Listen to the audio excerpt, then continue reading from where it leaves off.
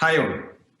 I'm so privileged to again be coming online to record a video, which I believe is a very important topic for all of us. This is one single thing that is going to differentiate a person, how successful they are going to become. There's a very classical example that we have in India. We keep talking about cricket a lot, and Sachin is seen as the god of cricket. And the most classical example we talk about when it comes to success is Sachin versus Vinod Kambli. The difference is that both of them started the career together. In spite of, let us say, in the beginning days, I would say that Vinod Kambli was told as a much better player. Both of them had a very good partnership, which took both of them into, Indian main cricket team. But from there, Sachin has had a different trajectory of success, and Vinod Kambli has faded out as a normal player who had played for India. So what does the differentiation is that I've heard over and over again from a lot of people that Sachin Tendulkar was a person who was very consistent in his trainings, very disciplined.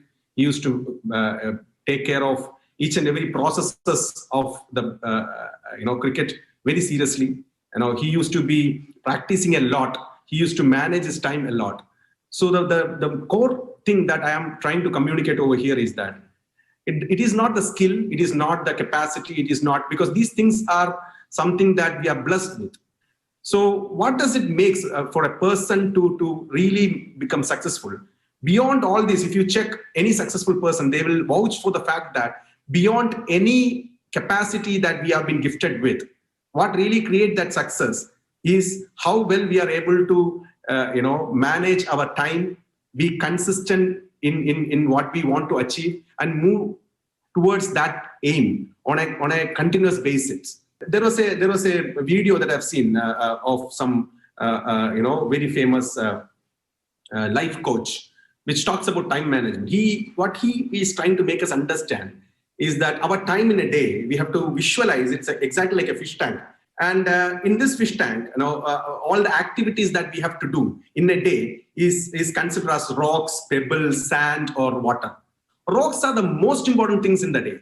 Okay, let us talk about, let us say, doing mauna. Okay, I consider doing mauna as a rock, which means that it should have all these rocks are very firm, right? It should be placed in a time, fixed time. Okay, in a day or it should be a very important task that you will be definitely completing in a day. Now, pebbles are important things, but maybe something not that important, something that is having some level of flexibility that we can do on a later point of time. Correct? It's important to be fitting into the day, but it is flexible that you can put it in there. And for example, today after a long travel, I came back to my home. So to go and visit my wife's parents, okay, is a pebble which I have to do.